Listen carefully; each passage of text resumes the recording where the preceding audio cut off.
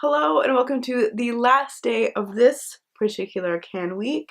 Today we're going to finish off by talking about Daughters of Copper Woman by Anne Cameron. When I picked this book up, I assumed that the author was Indigenous. And as per the preface, or the author's note she has at the beginning of the book, she identifies as being from like Celtic heritage. Then we get into questions about the ethics of production, which is something I talked about in the last Semester from Hell wrap-up video that I did. I'm actually just going to read the first little bit of the preface that we're all on the same page and know what I'm talking about. The stories that inspired this book were taught to me by the generous and wonderful elder women of the New Chandleth Nation, who are my friends and who for years were my neighbors on Vancouver Island, which is where we both live.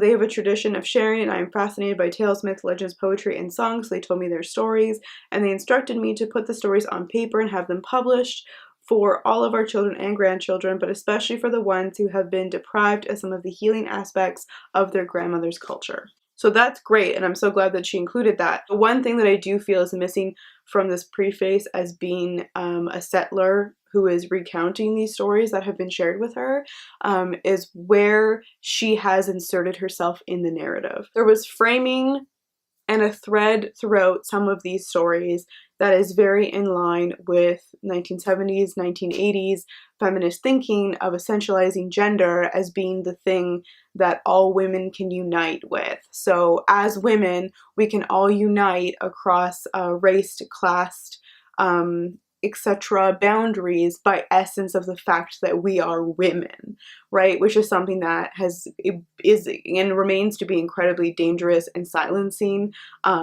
as a politics.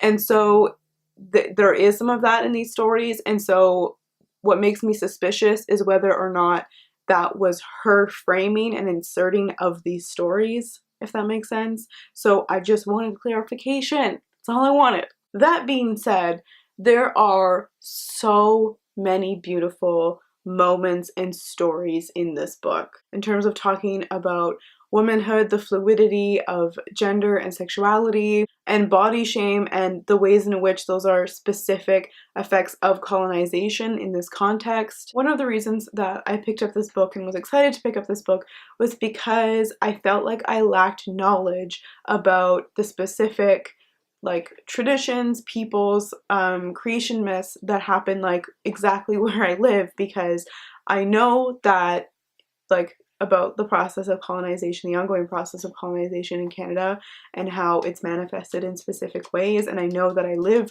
on stolen, unceded territory. I know that I'm accountable to specific treaties and communities, but I feel like I lacked an actual like knowledge of events that happen and why this particular colonial geography is shaped in the way that it is. So this was such an amazing text in the way of being able to hear these stories and learn about all the different like nations surrounding me and the way that they've interacted with each other and the way that they've collectively resisted and fought against the conquistadors, as it's named in the book, and the specific like moments of conflict that occurred. That is everything for Daughters of Copper Woman, and that is everything for this installment of Can Week. But look out for more, as always. Thank you for watching. Have a great day. When you're deep in thought and make those faces.